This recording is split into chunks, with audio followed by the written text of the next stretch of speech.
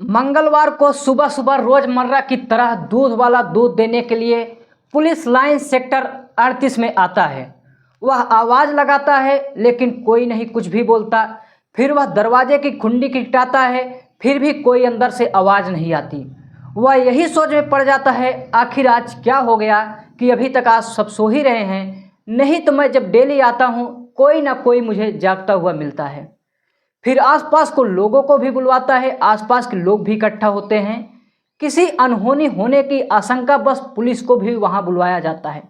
Police आती है, दरवाज़ा खोलती है। दरवाज़ा खोलने के बाद उसके सामने ऐसा मंजर दिखाई देता है कि पुलिस की आंखें फटी की फटी रह जाती है, उसके भी होश उड़ जाते हैं। आखिर दोस्तों पुलिस ने क्या देखा, हम जानेंगे वीडियो में विस्तार से। आप हमारे साथ वीडियो के अंत तक बने रहिए। उसके पहले आपसे छोटी सी गुजारिश है, अगर थोड़ा भी वीडियो आपको अच्छा लगे तो लाइक सब्सक्राइब जरूर कर देना। नमस्कार दोस्तों आज आप लोग को जो सच्ची घटना बताने वाला हूँ यह बिहार के भागलपुर की है। एक परिवार होता है जिस परिवार में माता पिता और एक बेटा होता है। जिस बेटे का नाम पंकज होता है। पिताजी कमा रहे होते हैं, तीनों लोग बहुत ही हंसी खुशी अपना जीवन व्यतीत कर रहे होते हैं। लेकिन एक दिन अचानक पिताजी का देहांत हो जाता है और अब जिम्मेदारी पंकज के ऊपर आ जाता है। पंकज कमाने के लिए बाहर निकल जाते हैं। वह जाके एक मॉल में काम करने लगते हैं।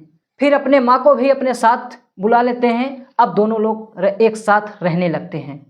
लेकिन कुछ ही दिनों बाद उसी मॉल में एक नीतू नाम की लड़की भी काम कर रही होती है। नीतू और पंकज से दोस्ती हो जाती है। दोनों की दोस्ती धीरे धीरे प्यार में बदलना शुरू हो जाती है। लेकिन नीतू जो होती है भले ही मॉल में काम कर रही होती है लेकिन वह साथ साथ पढ़ाई भी कर रही होती है। और इसी दरमियान बिहार पुलिस कांस्टेबल की भर्ती आती है और नीतू फार्म को अप्लाई करती है। फिर एग्ज़ाम देती है। एग्ज़ाम के बाद रिजल्ट आता है। रिजल्ट में वह पास आउट हो जाती है और उसकी ज्वाइनिंग हो जाती है। पहली पोस्टिंग उसकी नवगछिया में होती है। वह ड्यूटी करने लगती है। लेकिन जो पंकज और नीतू के बीच का जो प्यार का सिलसिला होता है वह कम नहीं होता है। जबकि दोनों अलग अलग कास्ट के होते हैं लेकिन दोनों के बीच में थोड़ा भी खींचातानी नहीं होती है। और कुछ दिन बाद दोनों कहते हैं चलो हम एक दूसरे से शादी कर लेते हैं। दोनों लोग शादी के लिए भी तैयार हो गए। साल 2019 में दोनों आपस में शादी करते हैं। अब दोनों पति पत्नी बन जाते हैं। कुछ ही दिनों बाद दोनों को 2 बच्चे हुए हैं और अब परिवार में 5 सदस्य हो जाते हैं। लेकिन जो नीतू की अगली पोस्टिंग होती है वह बिहार के भागलपुर में हो जाती है। एसएसपी कार्यालय में उसकी तैनाती होती है। वहीं पर वह पुलिस लाइन सेक्टर 38 में रहने लगती है। अपने पति, दोनों बच्चों और अपने सास को भी अपने साथ रख लेती है। अब पांचों लोग एक साथ रहने लगते हैं। पति वहीं पर एक जूते की दुकान पे काम करने लगता है। अब सारे लोग हंसी खुशी से अपने परिवार में जिंदगी व्यतीत कर रहे होते हैं। लेकिन नीतू और पंकज के बीच में एक शख्स आता है। वह शख्स जो होता है उसी एसएसपी कार्यालय में सिपाही होता है। देखते ही देखते पंकज को यह रिश्ता जो होता है मंजूर नहीं होता और अपने ही पत्नी के ऊपर अवैध शक होने लगता है। वह शक धीरे धीरे और भी गहरा बनता चला गया।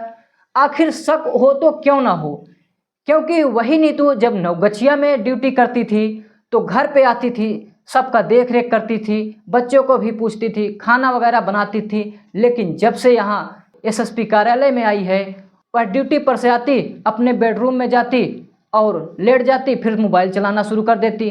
किसी से कोई मतलब ही नहीं रहता। अब यही अवैध संबंध को लेकर दोनों के बीच में झगड़ा लड़ाई शुरू हो जाता है। दोनों के बीच में दूरियां बढ़ना शुरू हो गई। दोस्तों कहा जाता है पति पत्नी का जो रिश्ता होता है वह कच्चे धागे की तरह होता है। अगर थोड़ा भी खींचातानी हुई तो वह रिश्ता टूट जाता है।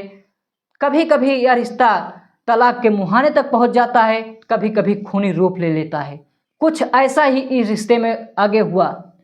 जब दोनों के बीच में दूरियां बढ़ना शुरू हो गई, इसी दरमियान सोमवार को पुलिस लाइन के बाहर दोनों के बीच में किसी बात को लेकर तीखी बहस हो जाती है। बहस इतना बढ़ जाती है कि आसपास के लोग भी इकट्ठे हो जाते हैं।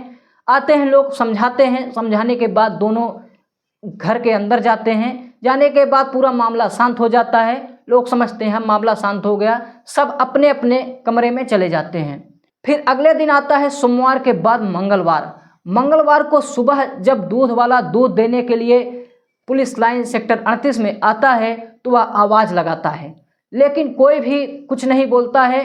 फिर वह कुंडी खटखटाता है, तब भी कोई जवाब उसे नहीं मिलता। फिर वह आसपास के लोगों को बुलवाता है और सारे लोग इकट्ठा होते हैं। इकट्ठा होने के बाद किसी आशंका या अनहोनी बस पुलिस को बुला लेते हैं।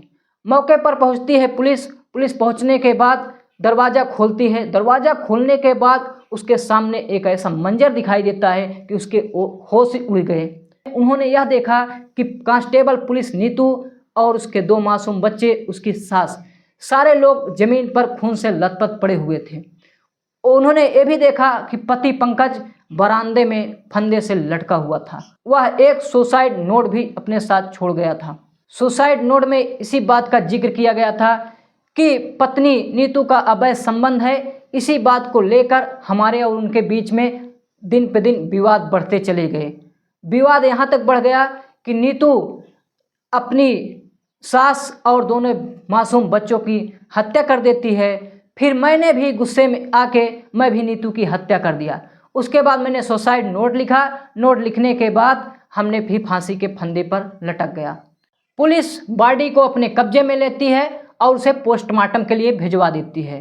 मौके पर ही डीआईजी, एसएसपी और एफएसएल की टीम भी पहुंचती है। घटना स्थल की जांच करना शुरू कर देती है। वह सबूत इकट्ठा करना शुरू कर देती है और नीतू के परिजन लोग समस्तीपुर में रह रहे होते हैं, उनको भी बुलवाती है। पोस्टमार्टम के बाद शव को उनको सौंप दिया जाता है। अब सबके मन में एक ही सवाल है कि आखिर उन दोनों के पति पत्नी के बीच में कौन सा ऐसा शख्स आया जो पूरे परिवार को ही बर्बाद कर दिया। हालांकि सूत्रों के मुताबिक यह जानकारी मिल रही है कि एक पुलिस को हिरासत में ले लिया गया है और उससे गोपनीय तरीके से पूछताछ की जा रही है, जिसका नाम होता है सूरज ठाकुर। सूरज ठाकुर बताया जा रहा है कि नीतू का सबसे नज़दीकी था। फिलहाल डीआईजी साहब इस मामले को खुद मॉनिटरिंग कर रहे हैं। तो दोस्तों, इस घटनाक्रम को सुनाने का मकसद किसी को परेशान करना नहीं है, किसी का दिल दुखाना नहीं है, बल्कि आप लोगों को जागरूक और सचेत करना है। यह जानकारी हमें अखबार और इंटरनेट के माध्यम से जो मिला है वही आप लोगों को हम सुना रहे हैं। धन्यवाद।